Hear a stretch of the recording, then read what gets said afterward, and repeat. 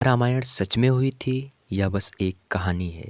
इसके ऊपर अनेक बार लोगों का विवाद भी हुआ है और होता रहता भी है कि क्या सच में श्री राम ने जन्म लिया था? क्या सच में रावण को 10 शीश थे? क्या हनुमान जी सच में इतने शक्तिशाली थे? इन्हीं कुछ बातों से हैरान होकर लोग रामायण पर शंका करने लगते हैं कि क्या ये सब कुछ सच हो सकता है, वास्तव में हो सकता है। लेकिन आज हम आपको कुछ ऐसे सबूत देंगे जिसे जानने के बाद कोई भी रामायण को झूठा साबित नहीं कर सकेगा। तो आइए जानते हैं कि रामायण के कुछ जिंदा सबूत कौन-कौन से हैं। सबसे पहले अशोक वाटिका। रामायण के अनुसार रावण ने माता सीता का हरण करके अशोक वाटिका में रखा था। अशोक वाटिका इतनी रहस्यमयी जगह थी कि हनुमान जी इतने शक्तिशाली होते हुए भी इसे आसानी से खोज नहीं पाए थे। लेकिन हैरानी की बात यह है कि अशोक वाटिका आज भी श्रीलंका में मौजूद है। जी हाँ, रामायण में यह कहा गया है कि अशोक वाटिका में ज़्यादा से ज़्यादा अशोक के पेड़ मौजूद थे, इसीलिए इसे अशोक वाटिका के नाम से पुकारा जाता था। यही अशोक के पेड़ों का बगीचा आज भी श्रीलंका के एलिया पर्वत के पास मौजूद है। तो इसे हम रामायण के एक बहुत बड़ा सबूत के माध्यम से देख सकते हैं और यह है भी एक रामायण का बहुत बड़ा सबूत।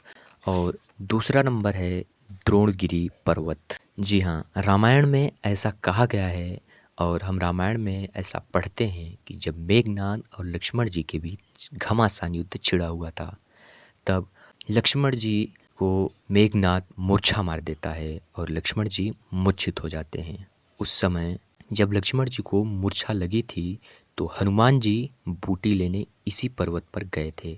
तो आज भी यह पर्वत वहीं मौजूद है और श्रीलंका में एक जगह बहुत सारी जड़ी बूटियां वैज्ञानिकों ने पता लगाई और जब इस पर शोध किया गया तो हैरान कर देने वाली बात यह पता चली कि यह बूटी द्रोणगिरी पर्वत की है और द्रोणगिरी पर्वत से ही हनुमान जी ने बूटी लाकर लक्ष्मण जी की मूर्छा भंग की थी। तो इससे भी साबित होता है कि रामायण वास्तव में हुई थी, रामायण की सभी घटनाएं सत्य थी।